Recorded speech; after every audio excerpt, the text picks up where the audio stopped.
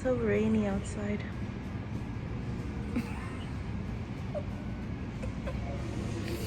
Teka. Tapos ito pa. Kings na nakalagay sa labas ng simbahan. At makikita natin na kahit nasa labas sila ng tindahan, nasa labas sila ng simbahan, ay makikita natin na hanggang sa ngayon, natutupad pa rin yung social distance. At yun na muna ang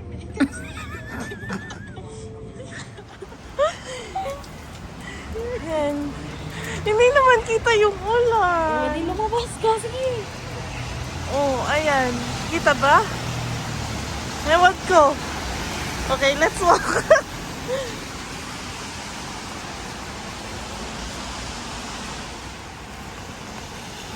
Ayan, maaraw pero umuulan. Anong sasabihin mo? Anong tawag dyan sa Japan? Di ba may tawag Ano dyan? Japan? Meron dyan tawag sa Japan. Nakalimutan ko. Pag maaraw, tas umuulan. Basta something about fox, whatever. Dito tayo? Dito tayo?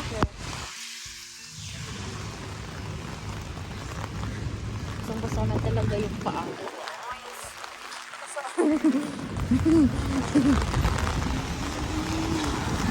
Nagsishare lang kami ng payo. Dito na. Okay, pasok tayo dun sa Okay. Pacific Center. Okay, so... Uy, nakago na. Ayun o. Puro buildings. Yeah. Yan yung Pacific Halika na. Center.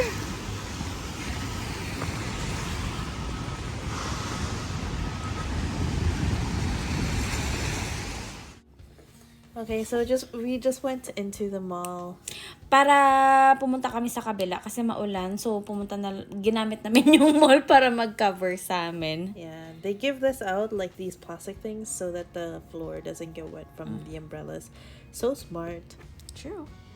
Wow, cherry blossoms na dito sa mall. Ito yung mall na nasa downtown. Padiretso lang siya all the way to the end. Oh, may cherry blossom dito sa loob.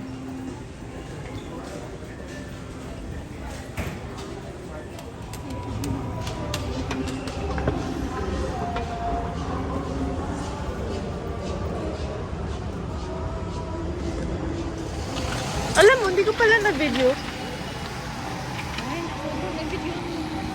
Ayan yung Jollibee. Nakita nyo. Ayan yung line hanggang sa dulo ng street na yan.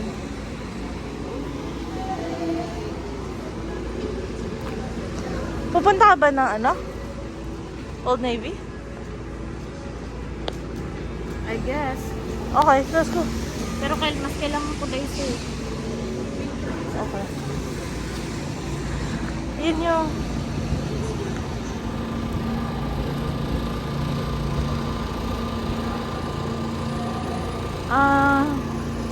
This street is called Robson? Granville. Granville Street. Nandito yung mga clubs. Actually, amoy Jollibee dito. We're gonna go to Daiso.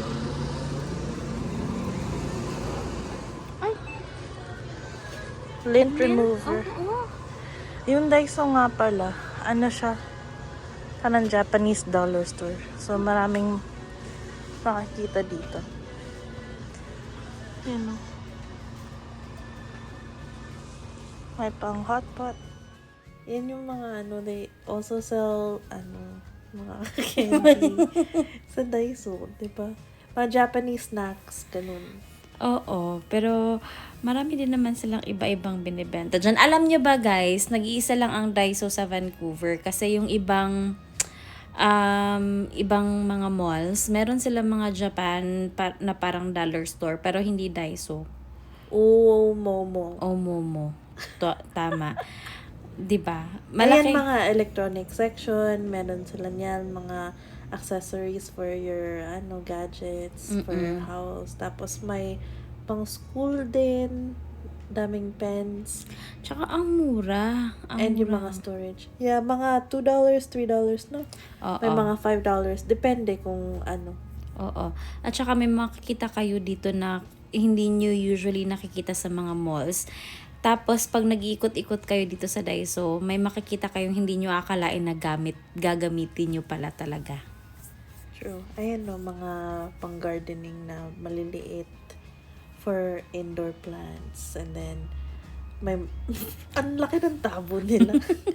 Ito, I thought it was so cute. Yung fancy zip bag. Parang ziplock siya. But it's so cute. Oo, maliit lang siya guys. Pero pwede siya for mga snacks, little snacks. Ito, I think we were trying to think of like if we were gonna buy this one for the summer to put on the windows. Kasi para ma-deflect yung sunlight. Kasi sa heat wave, lamon na. True. Yan, mga balls din. I thought this was so cute. Lalo na yung ito. Oh, sushi. Oo. So cute. Tricky siya kasi may iba babasagin pala. Ay, akala mo babasagin pero mga plastics din pala. Yeah. Ito, this was nice. I thought that was nice. Yeah. But it doesn't match with the rest of our things. Kaya hanggang titig na lang. Ayan, I don't remember what you were saying there. Yeah, pero I think nagde-discuss kami niyan kung dapat ba naming bilhin yung ano tawag nun? Yung para sa sun? Yun ba yun? Yeah, oo. Ito guys, ito yung para sa ano nila, panligo ba? Ay, alam Bathroom, mo, dapat pala washroom. bumili tayo ng mga ganito para kay Dia, yung mga soft na pang... Ay. And blackhead remover. Oh, like I was so tempted.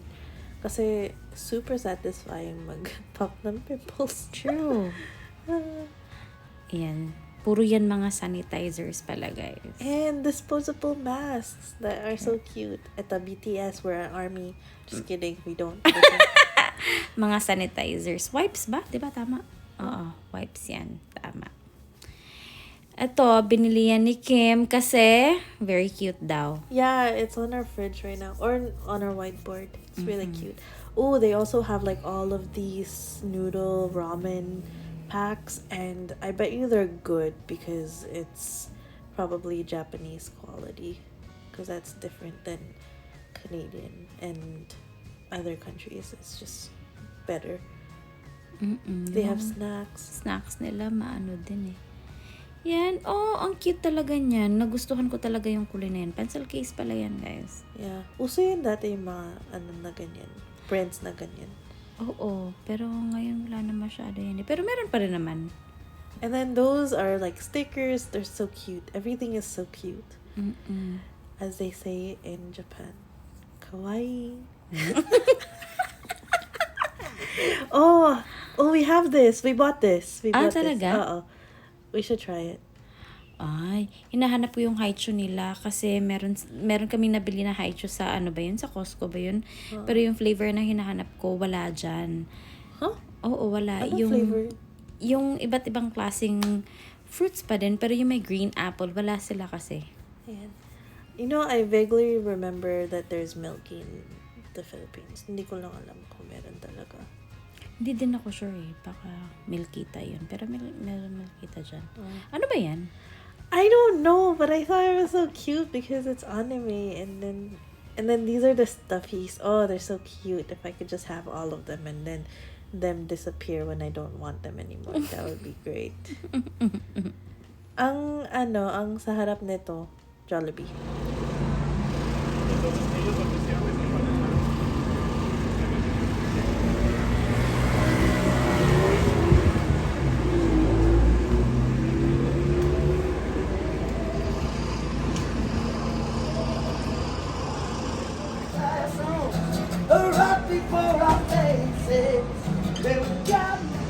It looks fake though. Tingnan mo.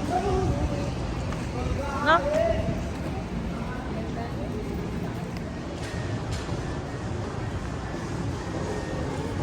Oh, look at this.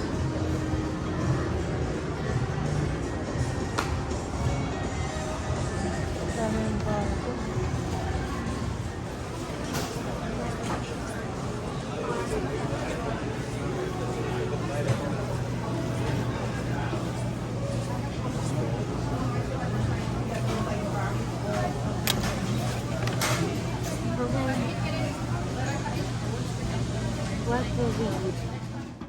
Okay, sa pag-iikot-ikot namin kanina sa Daiso, guys, nagutom kami, kaya pumunta na lang kami sa food court.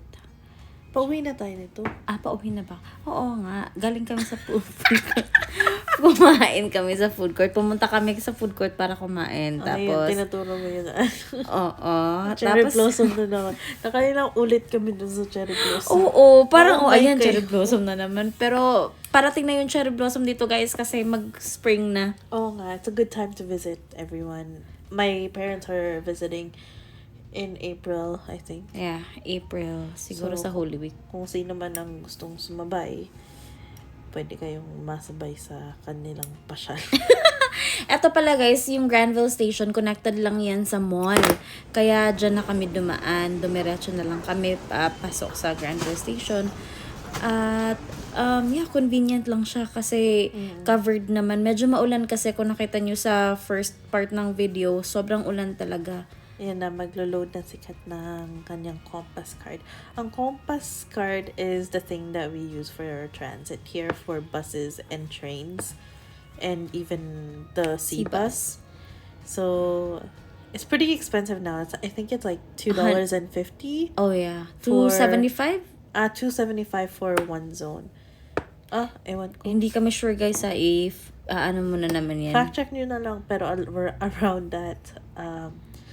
Pero si Kat and me, I don't load yung mga 1 month. monthly. Kasi medyo mahal siya. Oo, tsaka hindi rin naman kami umaalis ng weekend guys. So, Kaya parang hindi worth. oo, mahal din. Ito yung pababa na. Kasi ang mga trains sa downtown, mostly underground. Parang siyang subway ang kanyang vibe.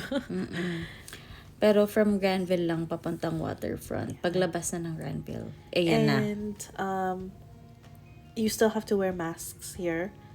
I know in some provinces right now They you're don't not. na, no? Yeah, it's wild. But yeah, here is Main Street Chinatown. This is the station. And that are Main Street Science World. I'm sorry. Sorry. Yeah. And I was so amazed by the pink skies this evening. So you're gonna see a lot of pink skies. But this vlog is about to end. So thank you all for watching again.